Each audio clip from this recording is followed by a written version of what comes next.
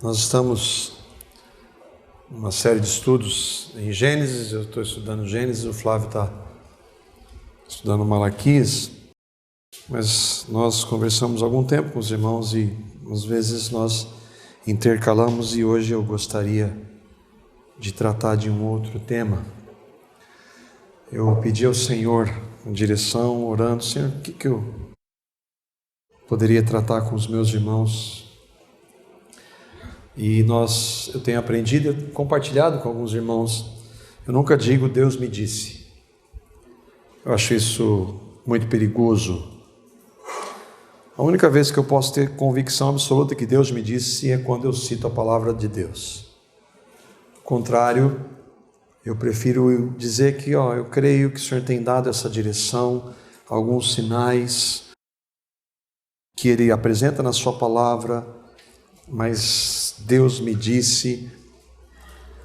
Eu espero não usar essa expressão. Eu creio que nesse final de semana eu tive uma confirmação, mais uma confirmação. Irmãos, nós não temos ideia do que está acontecendo, de como aquilo que o Flávio falou no início, da volta do Senhor, de como em todas as áreas, em todos os níveis, parece que a volta do Senhor está cada vez mais próxima. Esse final de semana eu tive mais um módulo. Eu estou fazendo um curso de pós-graduação em orientação em família, numa faculdade de teologia. Mas o que se diz ali, tristemente, é triste admitir, muito do que se diz e ensina não tem base na palavra de Deus nenhuma, e pelo contrário, se questiona a palavra de Deus, a autoridade da palavra de Deus. Quando você vê isso acontecendo em uma faculdade de teologia, além da tristeza, é ver que muita coisa tem acontecido, e uma apostasia, eu creio, tem sido formada, ou tem se formado, tem tomado essa forma. Parece que a palavra de Deus, ela perdeu o seu significado e a sua importância para muitos. E diante disso, eu gostaria de tratar esse tema, que intitulei como Cristãos Não Vivam Mais Assim. Assim como, durante algum tempo eu pensei que conhecer a Cristo era apenas, e aqui entre aspas, nascer de novo. Por que entre aspas? Porque apenas parece que nós estamos diminuindo o novo nascimento. Não, de forma alguma. Sem nascer de novo, sem o começo, não existe mais nada. Sem a base, o fundamento que é nascer de novo, não existe crescimento, não existe conhecimento, não existe andar na presença de Deus. Mas eu achava que, pelo fato de eu nascer de novo, eu crer em Cristo não teria nenhuma implicação com a maneira com a qual eu vivia. Eu tinha Jesus como meu Salvador, mas eu não me importava ou não considerava Ele como Senhor. É claro que a vida cristã, ela não começa com o que nós fazemos, mas com o que Deus fez em Cristo. A vida cristã começa com o que Deus fez lá na cruz em Cristo, para aqueles que creem, para aqueles que receberam a Cristo como Salvador e Senhor, nasceram de novo. E Paulo, na carta aos Efésios, que nós vamos tratar um pouquinho disso hoje em Efésios, ele diz o que Deus fez em Cristo. Efésios capítulo 2, os versículos 1 a 3, Nós conversamos também que é sempre muito importante, quando nós tratamos de vida cristã, é importante deixar muito clara a base estabelecida, porque as pessoas correm o risco de confundir com religião. Nós não podemos obedecer e viver uma vida cristã sem ter essa base do novo nascimento. E Paulo vai dizer aqui em Efésios capítulo 2, versículos de 1 a 3, o que aconteceu, o que Deus fez, e ele começa mostrando quem nós éramos. Vocês estavam mortos em suas transgressões e pecados, nos quais costumavam viver, quando seguiam a presente ordem deste mundo e o príncipe do poder do ar, o espírito que agora está atuando nos que vivem na desobediência. Anteriormente, todos nós também vivíamos entre eles, satisfazendo as vontades da nossa carne, seguindo os seus desejos e pensamentos. Como os outros, éramos, por natureza, merecedores da ira. Paulo começa dizendo, vocês estavam mortos, mas depois ele vai dizer, nós também. Se eu e você cremos em Cristo hoje, foi por causa da graça dele. Nós não nascemos crendo, nós não nascemos buscando.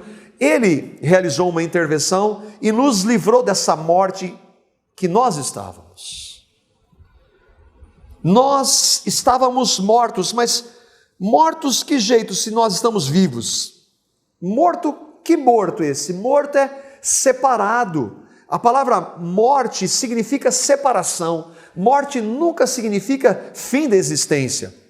Quando nós passarmos da morte pela morte física, não significa que eu e você deixaremos de existir. Nós estaremos mudando de estado, estaremos separados dessa realidade para uma outra realidade, mas morte nunca significa fim da existência.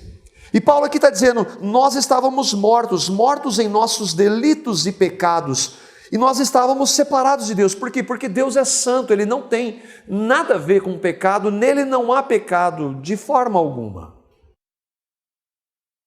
E em pecados Ele está dizendo que nós vivíamos praticando pecado, nós pecávamos e não tinha importância. O fato de alguém dizer que aquilo era pecado, para nós não tinha a menor importância. Mesmo sem saber, nós éramos o quê? Filhos do diabo. É isso que ele está dizendo aqui, quando nós seguíamos o príncipe do poder do ar. Quem é esse? O príncipe é o diabo, Satanás. Ninguém nasce filho de Deus, nós éramos filhos do diabo. Nós não buscávamos Deus, não o queríamos. Nós vivíamos em função da carne, dos seus desejos e pensamentos. O que é viver em função da carne? Uma propensão para o pecado. Nós queríamos fazer o pecado, praticar o pecado, satisfazer o nosso desejo e todas as formas de pecado. Para alguns, talvez mais na área da sexualidade, para alguns, talvez na área do poder, do dinheiro, mas nós queríamos viver na prática do pecado. E por isso ele está dizendo que nós éramos o quê? Merecedores da ira do diabo, não, da ira de Deus. Nós estávamos debaixo da ira de Deus. Nós não buscávamos, nós não o queríamos. E Paulo em Romanos ele diz, nós não lhe dávamos glória. A glória que ele merece por ser o nosso Criador. Nós queríamos distância de Deus. Hoje é muito comum todo mundo questionando a Deus. E às vezes a minha filha sempre traz algumas perguntas. E nós temos que responder, procurar responder desde que a palavra nos mostre. Mas hoje é muito comum, em tom às vezes de deboche, se esse Deus é tão bom, por que acontece tanta maldade no mundo? Por que Deus permite que as pessoas sofram? E a pergunta, por trás dessa pergunta vem assim, nós somos tão bons. E, na realidade, o que nós estamos dizendo com isso é: Deus é culpado de toda essa desgraça que está aí. Porque o problema não está em nós, o problema está em Deus, em ter criado a gente e ter deixado acontecer tudo isso aí, a culpa é dele.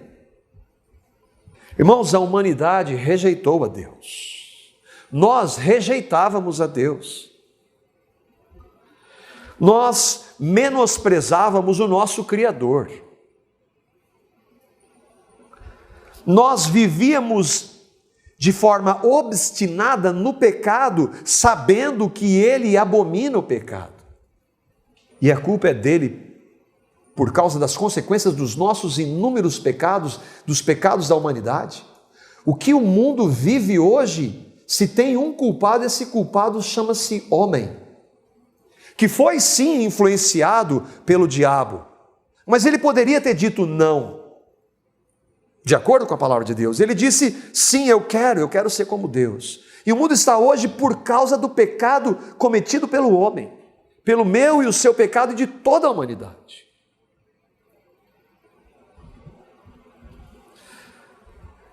Mesmo assim, Deus fez algo. Mesmo diante da nossa realidade, quem nós sendo, não buscando, não querendo, nos opondo a Ele, Ele fez algo.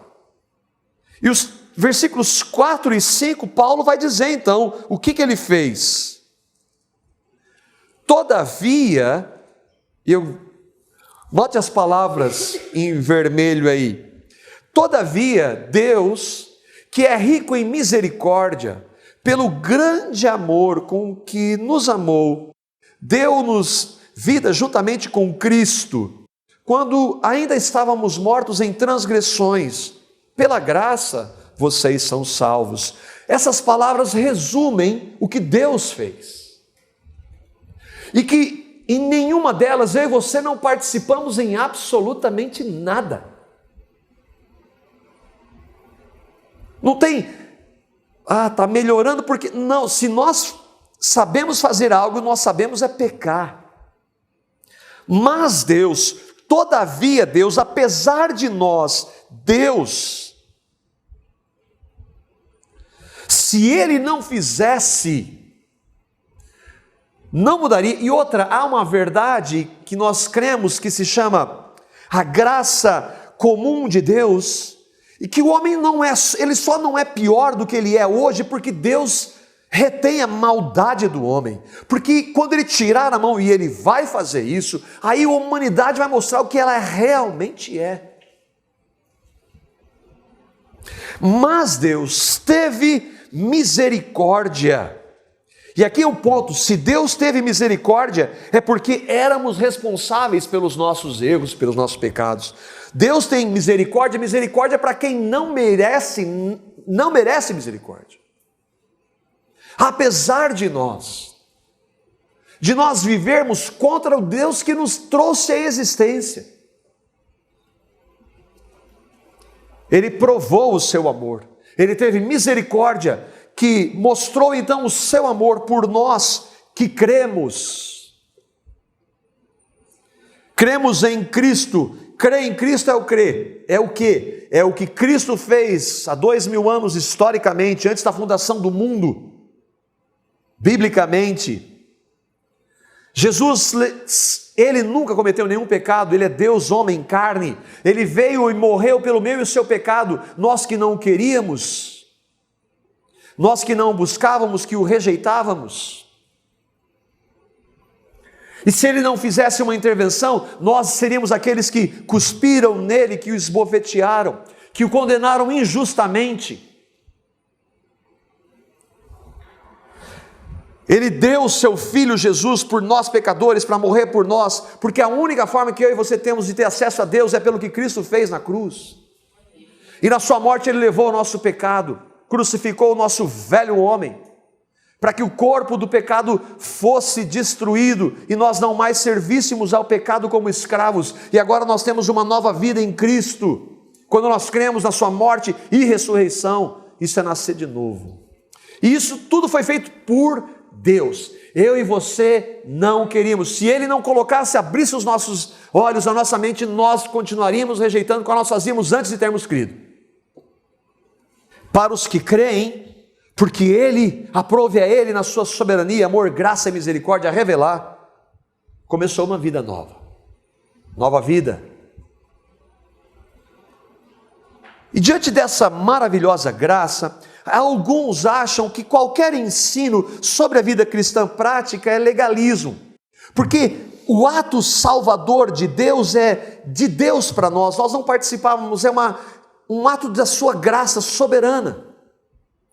Então, se é assim, a partir de agora, da vida cristã que nós cremos, qualquer forma de ensino, a pessoa, não, isso é legalismo, você não precisa dizer para o outro que ele tem que fazer, se ele crê em Cristo. Mas não é verdade isso. De acordo com a Escritura, o que é legalismo? A gente às vezes ouve falar de legalismo, a expressão legalismo. O que é legalismo? Legalismo é quando você diz para alguém que não crê que ela precisa fazer algo para ser salvo ou salva. Legalismo é colocar sobre aquele que não crê que ele tem que fazer algo se ele não tem natureza para fazer aquilo. Legalismo é aquele que está arrependido e reconhecendo o seu pecado, e você vai e joga mais peso sobre ele, ao invés de mostrar graça e misericórdia. Legalismo é chamar de pecado o que a Bíblia não chama. Por exemplo, dizer que beber é pecado, a Bíblia não diz isso. Se embriagar é pecado sim, para aqueles que gostam da parte de não beber é pecado. Se embriagar é. Não vos embriagueis, os bêbados não vão herdar o reino. Mas dizer que isso é legalismo, você tem que usar determinado tipo de roupa, é legalismo. Mas ensino à luz da Escritura para cristão não tem nada a ver com legalismo. Aqui mesmo na carta de Paulo aos Efésios, depois de falar quem nós éramos, do que Deus fez, Paulo começa a ensinar, e ensina muito. No capítulo 1 ele fala do mistério da vontade de Deus em Cristo. No capítulo 2 ele narra como nós estávamos separados de Deus, mas pela graça nós somos salvos mediante a fé. No capítulo 3, Paulo vai mostrar como Deus usa a igreja, como ele ora pelos crentes. E do capítulo 4 ao capítulo 6, ele vai falar de muitos ensinos para a vida cristã prática. E ele faz isso em Romanos. Sem nascer de novo, você não pode obedecer, eu e você não podemos. Mas se eu e você nascemos de novo, há um poder em nós chamado Cristo que pode sim nos levar à obediência. Eu sempre preferi tratar de Efésios 2, 8 e 9. Pela graça sois salvos. Eu esquecia do resto. E eu queria ver o que a palavra fala para nós, que cremos na graça, como nós não devemos mais viver. Cristãos, não vivam mais assim. Nós não vamos ver tudo, porque, repetindo, ele fala do capítulo 4 ao capítulo 6, de várias questões práticas, muitíssimo práticas, para mim e para você que cremos. Mas nós vamos ver algumas características no capítulo 4, nos versículos 17 a 30. Assim eu lhes digo, e no Senhor insisto, que não vivam mais, daí o título da nossa reflexão, não vivam mais como os gentios que vivem na futilidade dos seus pensamentos. Eles estão obscurecidos no entendimento, separados da vida de Deus, por causa da ignorância em que estão, devido ao endurecimento dos seus corações. Tendo perdido toda a sensibilidade, eles se entregaram à depravação, cometendo com avidez toda espécie de impureza. Ele diz, assim eu lhes digo, e no Senhor insisto. Assim o que, Paulo? Assim, Marco, diante de tudo que Cristo fez por você, e você creu, então, Marco, então, cristãos, eu insisto para vocês, daí aquela imagem ali que eu coloquei, dele ajoelhado, eu insisto para vocês, mas irmãos, não sou eu insisto no Senhor, eu insisto em Cristo, o seu Senhor. Irmãos, não andem não vivam, não pratiquem mais. Não andem mais como os gentios. Quem são os gentios? Gentio é todo aquele que não é judeu. Mas o contexto aqui, os gentios eram pagãos, que eram o quê? Aqueles que não tinham ouvido falar do Evangelho, não tinha contexto de Bíblia, não tinha nada, eles não tinham nenhum referencial de Deus, o Deus verdadeiro. Todas as suas práticas eram contrárias à palavra de Deus. E ele diz assim: não vivam mais como esses gentios pagãos. Por quê? Porque eles não têm nenhuma referência à Escritura, eles não têm base. A vida deles é totalmente contrária à palavra de Deus. E vocês que creem agora não devem mais viver assim. Porque naquele contexto de Efésios, dos irmãos da igreja de Éfeso, havia gentios ali que haviam crido, receberam a Cristo. Mas agora eles precisam ser ensinados que muitas das práticas que eles desenvolviam eram contrárias a Cristo. Não vivam como eles que têm uma vida totalmente destituída de moral. E como esses gentios pagãos viviam e vivem, e aí nós trazemos para nós hoje, como o mundo que está lá fora e que não conhece a Cristo vive, porque não mudou, irmãos. O coração do homem continua sendo o mesmo. Eles vivem na futilidade dos seus pensamentos, eles vivem só pensando no que é terreno, eles não dão a mínima para o que realmente importa, que são as coisas espirituais. Eles pensam no aqui e agora, eles pensam em como ganhar dinheiro, eles pensam no prazer, no lazer, eles não estão nem aí para Deus. Eles vivem na vaidade dos seus pensamentos. Nessa aula que eu tive com uma psicóloga, nesse curso, é todo pautado em psicologia. Tem coisas boas, tem que peneirar muito, mas bastantão assim, mas tem coisas boas. E essa psicóloga, que ela é muito renomada, que ela supervisiona psicólogos, ela estava falando de questões mentais, e toda a abordagem é do ponto de vista humano, desconsiderando totalmente espiritual. E aí ela foi falando, tal, como deve, descrição de doenças assim e tal. Hoje é comum falar criança, chamar de hiperativo, qualquer coisa é hiperativo, e por aí vai. E aí ela fez algumas colocações, ela perguntou, qual a percepção de vocês? Eu falei assim, o que você está dizendo, ele tem uma validade. Só que você está desconsiderando um ponto, que não é o tema aqui, que é espiritual. E que por trás de toda essa questão mental, existe o espiritual. E você entende que como você oferece um remédio, você está mais ou menos oferecendo uma aspirina para quem tem câncer. Porque se você desconsidera o espiritual, você acha que ele não existe, o problema é só mental, você perdeu toda a base de tratar. Mas aí tem... Não, eu não estou dizendo que é importante a sua religião, é importante cada um ter a sua crença. Não, você não está entendendo. Não é importante cada um ter sua crença, porque há crenças que vão prejudicar essa questão apenas da mente. Por que os pagãos pensam assim? Pagãos pensam dessa forma? Porque eles estão obscurecidos, eles não conseguem ver. As trevas que eles estão são tão densas que quase pega, não consegue ver. Você fala do Evangelho, ela não consegue ver. Quando você fala de Jesus, o que Cristo fez, ela compara, ela associa espiritismo, mas Jesus não tem nada a ver com religião. Ela não consegue perceber, ela é cega, ela está entenebrecida em densas trevas. No entendimento, a mente dela só vê esse nível, ela não consegue ver. Por que elas estão em trevas? Ele está dizendo, por causa da dureza dos seus corações. E por que os seus corações estão duros? Porque rejeitam a Deus. Por que não consegue ver? Então ela não é, já que ela não consegue ver, a culpa não é dela. Não é dela, porque quando você fala do Evangelho, ela diz, não, isso não. Isso não. Jesus não. Deus até vai. Jesus não. Mas é só Jesus que pode resolver o seu problema. Não, ele ou não. Rejeita a Deus.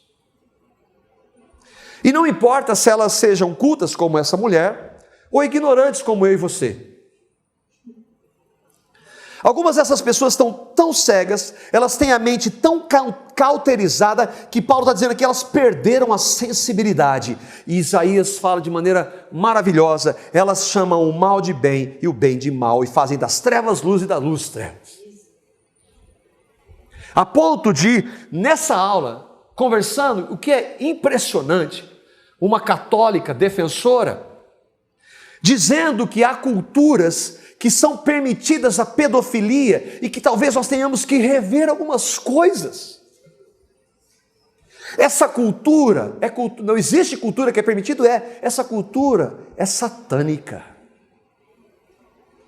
Mas é cultura, talvez a nossa cultura, os nossos preceitos judaico-cristãos, é uma maneira bonita de dizer, sejam errados, talvez nós tenhamos que rever. Não, quem tem que rever são vocês, mas vocês não conseguem rever, porque vocês estão entenebrecidos. A consequência é que eles se entregam à depravação. Olha só, começa pequenininho e vai longe. Lê Romanos 1, é exatamente isso. Por não terem dado glória a Deus, Deus diz assim, tá bom, vivam como vocês querem. E vivam como vocês querem é hoje que o mundo vive. Eles estão ignorantes quanto à verdade. Mesmo as religiosas, entendam, irmãos, entendamos. Mas aquela pessoa, ela é feliz na religião dela. Mentira. Quem sou eu para dizer? Eu não sou ninguém, mas Jesus é. E Jesus disse em João 8, 33 e 34. Eu espero que você entenda o que Jesus está dizendo aqui. E qual o contexto ele está falando para religioso. E conhecerão a verdade, e a verdade os libertará. Eles lhes responderam, somos descendentes de Abraão, e nunca fomos escravos de ninguém. Como é que você pode dizer que seremos livres? Jesus está falando para fariseus, judeus religiosos. A religião de vocês cega vocês. A única forma de vocês terem os seus olhos abertos é conhecendo a verdade. Isso serve para fariseu, isso serve para espírita, isso serve para budista, isso serve para evangélico que não prega o evangelho, isso serve para qualquer um. A única forma de abrir os olhos é conhecendo a verdade. E enquanto isso não acontecer, ninguém é livre. Ninguém é livre. Por mais que eu ame a minha religião, eu não sou verdadeiramente livre. Agora, olha o tamanho da cegueira. Jesus está falando isso para os judeus. Ele falou, mas nós nunca fomos escravos. Não, vocês são escravos há milênios. Vocês foram escravos dos egípcios, dos assírios, dos babilônicos, dos medo-persas, dos gregos e agora são dos romanos. Vocês nunca foram escravos de ninguém. Enquanto uma pessoa não conhece a verdade, que é Cristo, não importa se é um ateu, não importa se é um agnóstico, não importa se é um religioso não praticante ou se é um religioso muito praticante, enquanto não conhece a verdade, que é Cristo, é cega. Isso de acordo com Jesus, que é Deus, o Deus que criou a humanidade. Alguém pode ser verdadeiramente livre sem Cristo? Não, não pode. Acho que dá para entender um pouco o que é ser obscurecido, entenebrecido no entendimento. E uma coisa que eu vi, claramente coloquei aqui. Eu conversava um pouco com a minha esposa isso. É um misto de tristeza, de indignação e de saber que o Senhor é soberano. Não há nada que eu e você possamos fazer para tirar a cegueira de quem quer que seja, a não ser pregar, orar e esperar, admitindo a possibilidade que pode ser que não aconteça.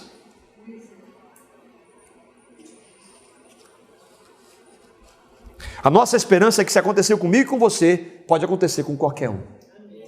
Qualquer pessoa pode chegar à regeneração em Cristo.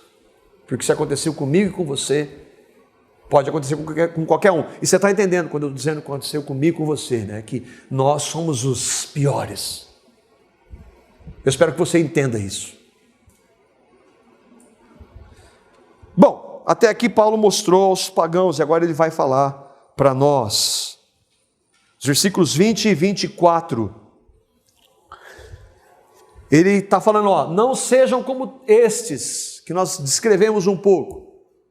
Aí ele diz assim: todavia, não foi assim que vocês aprenderam de Cristo. Vocês que professam a Jesus. De fato, vocês ouviram falar dele e nele foram ensinados de acordo com a verdade que está em Jesus. Quanto à maneira antiga de viver, vocês foram ensinados a despir-se do velho homem, que se corrompe por desejos enganosos, a serem renovados no modo de pensar, a revestir-se do novo homem, criado para ser a semelhança de Deus, em justiça e em santidade, provenientes da verdade. Puxa, quantas maravilhosas verdades aqui. O que nós aprendemos de Cristo? Ele falou: todavia, não foi assim que vocês aprenderam de Cristo. Por quê? O que nós aprendemos de Cristo? O que nós ouvimos falar de Cristo, irmãos? Vocês ouviram falar dele, e nele foram ensinados de acordo com a verdade que está em Jesus. Mas Cristo Jesus, Cristo é Deus, o Messias, o ungido. Jesus é o homem. Como vocês viram o homem Jesus? Onde Paulo está querendo nos levar? Como Jesus viveu nessa terra? Sem pecado. Como o homem Jesus, o que o homem Jesus tinha a ver com a depravação e a impureza? Qual era a mente de Jesus? Jesus estava tão preocupado com as coisas desse mundo, né? Rapaz, como é que eu vou ganhar minha vida? Ele estava preocupado com os prazeres desse mundo, com os lazeres desse mundo. Prazer fica meio pesado, lazer então. E ele está falando assim: irmãos, olhem para Jesus. Agora não é para... Ele não está falando para alguém que não crê em Cristo, olha para Jesus e tenta imitar. Isso é impossível. Mas se você crê em Cristo, você tem que olhar para aquele que é o Senhor da sua vida. Vocês foram ensinados a despir-se do velho homem. O velho homem é o gentio, o pagão, que eu e você éramos antes de nascer de novo. Agora ele já está lá na cruz. Só que a propensão dele em nós continua. Nós continuamos propensos ao pecado, a cometer pecados, a não ser que agora nós andemos nele. Irmãos, isso aqui é um imperativo. Ele está dizendo assim: vocês foram ensinados a despir-se do velho homem. É um imperativo, irmãos. Por que alguns crescem mais do que outros, irmãos? Porque Deus ama mais alguns cristãos do que outros? Não. É porque eu e você respondemos menos. É porque quando ele nos confronta com a sua palavra, nós usamos várias justificativas para não responder. Ele fala para nós termos o nosso modo de pensar renovado, sermos revestidos do novo homem. Quem é o novo homem, irmãos? É Cristo em nós. Paulo diz que nós temos a mente de Cristo, mas será que a nossa mente é realmente de Cristo, irmãos? Ela é, espiritualmente falando, sim, mas e na prática, irmãos? Como é que a gente pode ter mente de Cristo? Irmãos, nós não renovamos as nossas mentes assistindo novela. Nós não renovamos as nossas mentes vendo jogo de futebol. Nós não renovamos as nossas mentes nos entretendo bastante, nos dedicando ao máximo ao trabalho, vivendo em função do trabalho, para ter uma vida melhor. Irmãos, nós não renovamos as nossas mentes assim. Nada do mundo vai renovar a minha e a sua mente. Absolutamente nada deste mundo vai renovar a nossa mente. Como é que essa mente é renovada? Ela só é renovada pela palavra dele, ela só é renovada por uma vida que você fala com ele, que se chama orar, oração. Ela só é renovada pela igreja, não estrutura, mas pelo corpo daqueles que creem, que se exortam, que se amam, que levam as cargas uns dos outros, que se apoiam, e têm o alvo de formar Cristo. Ela só é renovada quando nós ouvimos outros irmãos mais experientes que nós, que andam mais com o Senhor. A gente pode ouvir por uma pregação, há tantas mensagens que nós temos, por um livro de irmãos que foram usados. Tudo isso é Cristo, irmãos, não são práticas. Não faça, não, eu quero Jesus, mas eu não quero nada dessas práticas. Não tem como desvencilhar a vida cristã nessas práticas de Cristo. Nós somos chamados para viver de maneira santa. E aí ele diz, em santidade provenientes da verdade. E onde é a verdade, irmãos? Santifica-os na verdade, a tua palavra é a verdade. Quanto mais contato eu e você tivermos com a palavra, mais Cristo vai habitar em nós, mais Ele vai nos transformar. Sem isso, irmãos, nós vamos patinar.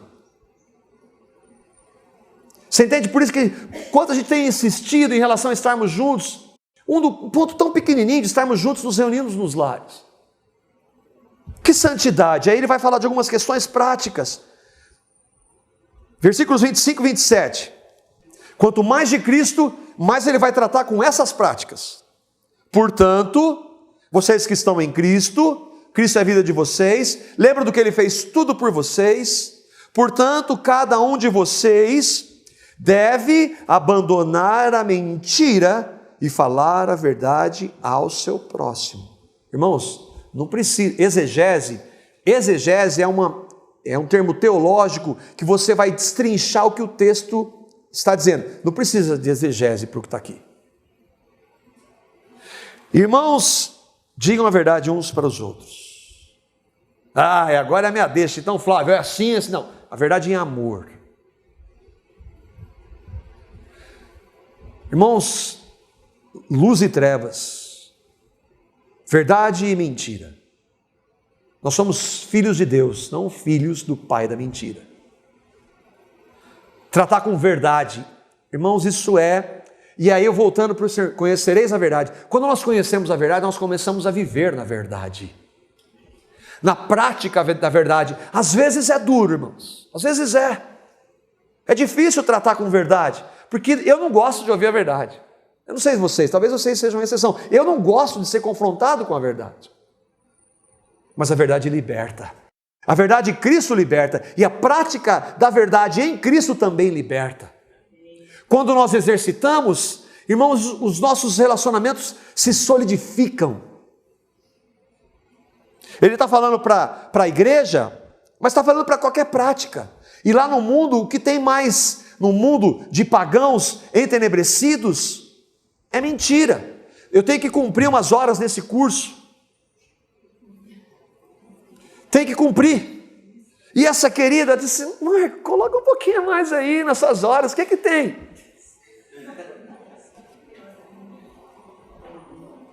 Gente religiosa é isso.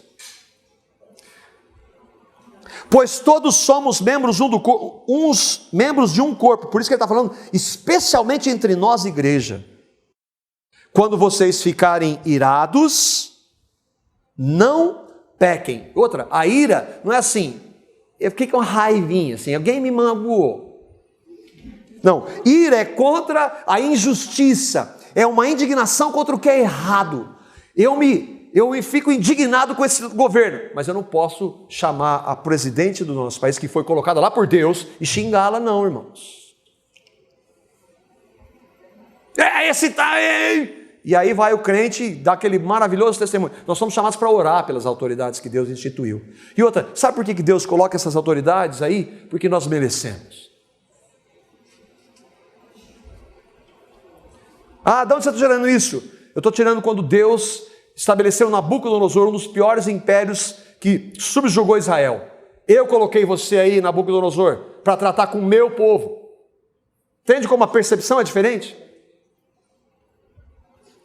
Acalmem ou apaziguem a sua ira, antes que o sol se ponha. Isso é imperativo. Mas eu não consigo. Por que eu não consigo? Porque eu preciso de comunhão com Cristo para Ele poder me capacitar a fazer e viver isso. Não deem lugar ao diabo, porque o diabo anda onde, irmãos? Ao derredor de quem? Do cristão. Versos 28 e 29. O que furtava, não furte mais. Oh, mas que coisa óbvia. Pois é, mas precisa ser ensinado. Antes trabalhe fazendo algo de útil com suas mãos, para que tenha o que repartir com quem estiver em necessidade. Aqui talvez não tenha ladrões, mas nós somos chamados a repartir aquilo que o Senhor tem nos dado com quem tem necessidade. Nós estávamos conversando um pouco sobre isso antes desse momento, com os irmãos, pedindo a direção ao Senhor, como é que nós vamos investir aquilo que o Senhor tem nos dado? Pela graça nós temos feito de maneira perfeita, não, mas nós queremos investir para Ele. E você faz parte disso.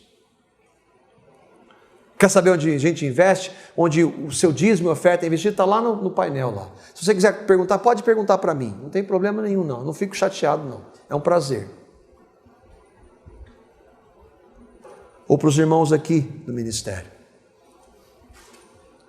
Nenhuma palavra torpe, puxa, está escrito isso na Bíblia. Nenhuma palavra torpe sai da boca de vocês. O bom é que eu não sei o que é torpe, então não tem importância. Eu vou traduzir para vocês e para mim. Palavra ofensiva, vulgar, maliciosa, que contraria a decência moral, que revela um caráter vil e indecoroso. Essa é a minha e a sua boca. Ah, e você fala muito disso, a palavra diz assim, a boca fala que o coração está cheio. Puxa, então quer dizer que eu não creio? Não, quer dizer que é possível que o cristão viva assim, mas quando nós somos confrontados com a palavra, ele vai nos levar ao arrependimento. Senhor, me capacita a viver para a sua glória como eu falo. A palavra que apenas a que for útil para edificar, só devemos falar o que for útil, para edificar os outros, conforme a necessidade, para que conceda graça aos que ouvem. Como os meus amigos, os meus parentes que não creem em Cristo, quando eles me ouvem, o que eles veem no meu falar? Porque eles sabem que eu sou pastor, pior ainda, pastor. Como eles me veem, eu e você que confessamos a Cristo no nosso falar. Normalmente quando nós somos confrontados com isso, a reação deve ser, Senhor, tem misericórdia de mim e me capacita a mudar isso. Ah, isso é legalismo. O que tem não colocar isso em prática? Versículo 30. Não entristeçam o Espírito de Deus, com o qual vocês foram selados para o dia da redenção. Depois de tudo isso, o que significa quando eu e você desobedecemos o que a palavra diz? Nós entristecemos o nosso Salvador, nosso Deus. Quem quer entristecer quem ama? Lembra, irmãos, irmãos, novamente, né, a gente sempre fala, é uma espada que corta dos dois lados. Ele disse, irmãos, no Senhor eu insisto. Irmãos, por que Jesus morreu? Por que Jesus veio? Por causa do pecado. Como é que nós vamos viver na prática do pecado? Como nós que morremos para o pecado, viveremos ainda nele.